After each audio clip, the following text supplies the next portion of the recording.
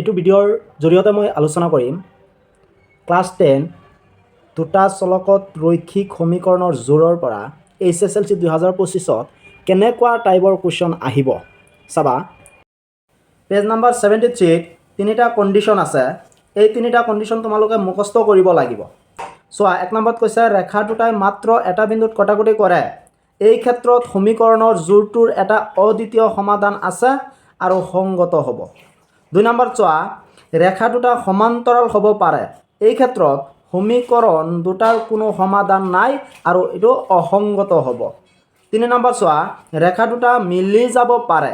এই ক্ষেত্ৰত সমীকৰণ দুটাৰ অসীম সংখ্যক সমাধান আছে আৰু সংগত হ'ব। পেজ নাম্বাৰ 74 এয়া চোৱা, তিনিটা সূত্ৰ আছে। পৰস্পৰ কটাকটি কৰে তেন্তে A1/A2 not equal B1/B2 হ'ব। টুত চোৱা, মিলি যায় তেন্তে A1/A2 equal B1/B2 equal C1/C2। আকৌ 3 নম্বৰতে চোৱা, সমান্তৰাল তেন্তে A1/A2 equal B1/B2 not equal C1/C2। এই তিনিটা সূত্ৰ তোমালোকে মুখস্থ কৰিবই লাগিব। ইয়াৰ পৰা MCQ আহিব পাৰে।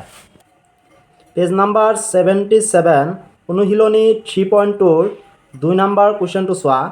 A1/A2 B1/B2 আৰু C1/C2 অনুপাত কেইটা ৰিজাই তলৰ ৰৈখিক সমীকৰণৰ জোৰ কেইটাই বুজোৱা ৰেখা দুটাই এটা বিন্দুত কাটিব নে সমান্তৰাল হ'ব নে লগ লগা। চাবা, কুৱেশ্যনটো কিন্তু এনেকৈ নাহে। কুৱেশ্যনটো তোমাৰ আহিব চাবা এনেকৈ যে ৰৈখিক সমীকৰণৰ জোৰ কেইটাৰ কোনটোৱে এটা বিন্দুত কাটিব। তোমাৰ অপশ্যন 4টা দিয়া থাকিব, তাৰে মাজত এটাই শুদ্ধ হ'ব। তোমাৰ MCQ আহিব চাবা, বহুত ইম্পৰ্টেণ্ট।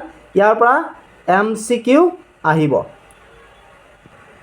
কুৱেশ্যন 3টো ইম্পৰ্টেণ্ট। চাবা কি কৈছে, A1/A2 B1/B2 আৰু C1/C2 অনুপাত কেইটা ৰিজাই নিৰ্ণয় কৰা তলৰ ৰৈখিক সমীকৰণৰ জোৰ কেইটা সংগত নে অসংগত। চাবা, মই কৈছোঁ কুৱেশ্যন পেটাৰ্ণটো কেনেকুৱা হ'ব। চাবা, এইটো কুৱেশ্যনৰ পেটাৰ্ণ হ'ব যে তলৰ ৰৈখিক সমীকৰণৰ জোৰ কেইটাৰ কোনটো সংগত। তলত 4টা অপশ্যন দিয়া থাকিব, এই 4টাৰ মাজত এটাহে সংগত হ'ব, বাকী 3টা অসংগত থাকিব। চাবা, ইয়াৰ পৰা MCQ আহিব।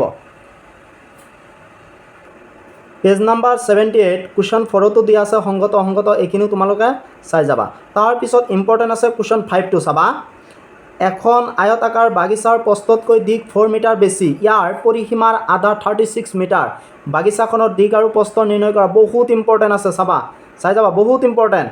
তাৰপিছত তোমালোকে চাবা কুৱেশ্যন 7টো চাবা, এইটো ইম্পৰ্টেণ্ট আছে। পেজ নাম্বাৰ 79ৰ উদাহৰণ 7টো ইম্পৰ্টেণ্ট।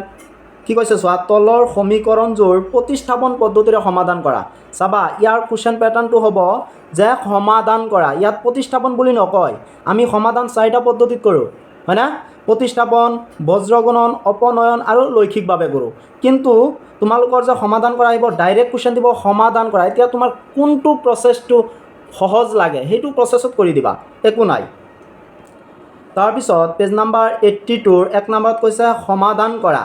মনত ৰাখিবা, সমাধান কৰা 2 মাৰ্কৰ কাৰণে এটা হ'লেও অংক আহিবই, যিকোনো এটা সমাধান কৰা আহিব। কুৱেশ্যন 2 চাবা, এইটো ইম্পৰ্টেণ্ট হৈ আছে। এনেকুৱা অংক আমি সচৰাচৰ দেখা পাওঁ, হয়নে? তাৰপিছত কুৱেশ্যন 3ৰ এই গোটেইকেইটা ইম্পৰ্টেণ্ট হৈ আছে, চাই যাবা। এনেকুৱা টাইপৰ কুৱেশ্যন আহে, চাবা।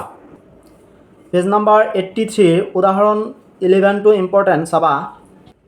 পেজ নাম্বাৰ 85ৰ উদাহৰণ 13টো বহুত ইম্পৰ্টেণ্ট, চাবা। এইটো কিন্তু চাই যাবাই তোমালোকে। কি কৈছে চোৱা, দুটা অংক বিশিষ্ট এটা সংখ্যা আৰু সেই সংখ্যাটোৰ অংক দুটা সাল সলনি কৰি পোৱা সংখ্যাটো যোগ কৰিলে 66 হয়। যদি সংখ্যাটোৰ অংক দুটাৰ পাৰ্থক্য 2 সংখ্যাটো উলিওৱা। এনে সংখ্যা কিমানটা আছে। এই লাষ্টৰ এইখিনি নাহিব, এইখিনি হ'ব কুৱেশ্যন, হ'ব এইখিনি, চাই যাবা তোমালোকে কিন্তু। তাৰপিছত পেজ নাম্বাৰ 86ৰ অনুশীলনী 3.4ৰ 1 নম্বৰ কেইটাটো সমাধান কৰা বুলি কৈছে, এইখিনি চাবা। সমাধান কৰা যিকোনো এটা আহিবই বুলি কৈছোঁ, চাই যাবা। কুৱেশ্যন 2ৰ এই 1 নম্বৰটো ইম্পৰ্টেণ্ট হৈ আছে, 2 নম্বৰটো ইম্পৰ্টেণ্ট, 3 নম্বৰটো আৰু 4 নম্বৰটো। 5 নম্বৰটো চাব নালাগে, ইমান ইম্পৰ্টেণ্ট নহয়। এই 4টা কিন্তু ভালদৰে চাই যাবা।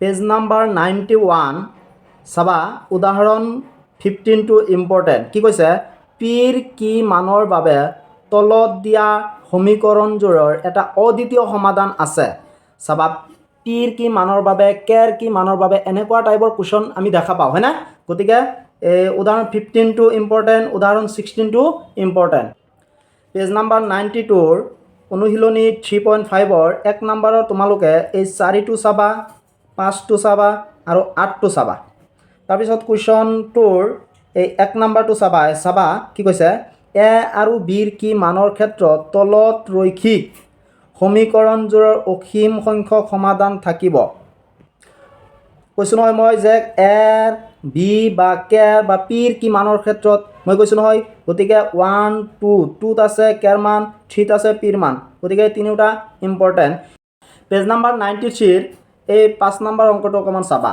তাৰপিছত তোমালোকে কুৱেশ্যন 4ৰ 2 চাবা আৰু 5 চাবা পেজ নাম্বাৰ 94ৰ উদাহৰণ 17টো বহুত ইম্পৰ্টেণ্ট হৈ আছে চোৱা কি কৈছে সমীকৰণযোৰ সমাধান কৰা কুৱেশ্যন আহিলে এনেকুৱা টাইপৰ কুৱেশ্যন আহিব চাবা পেজ নাম্বাৰ 95ৰ উদাহৰণ 18টো চাবা ইম্পৰ্টেণ্ট হৈ আছে পেজ নাম্বাৰ 97 অনুশীলনী 3.6ৰ 1 নম্বৰৰ এই 2টো চাবা তাৰপিছত এই 5টো চাবা আৰু 6 চাবা এইখিনিয়ে আছিল দুটা চলকত ৰৈখিক সমীকৰণৰ জোৰ HSLC 2025ত আহিবলগীয়া ইম্পৰ্টেণ্ট কুৱেশ্যন তোমালোকে এইখিনি ভালদৰে চাই যাবা এইখিনিৰ পৰাই পৰীক্ষাত কুৱেশ্যন আহিব